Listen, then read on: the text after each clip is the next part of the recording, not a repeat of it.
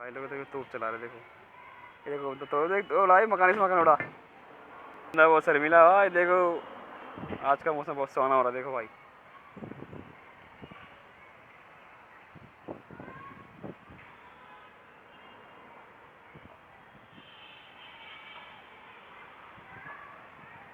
देखो उधर बादल वाले और सीन। हाँ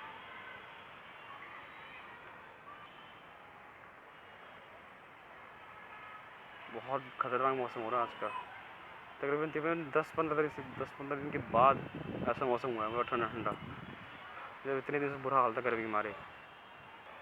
ये देखो बच्चों का स्कूल, इसमें हम पढ़ते थे इसमें। अब उसमें रेनोवेशन काम चल रहा है, तो इसलिए कुछ बिल्डिंग पड़ी हुई हैं, इसमें पड़ी हुई हैं।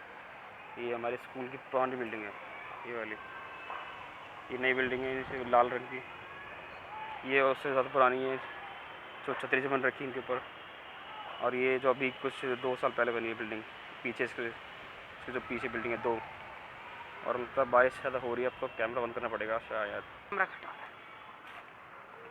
तो बारिश ज़बरदस्त हो रही है बारिश।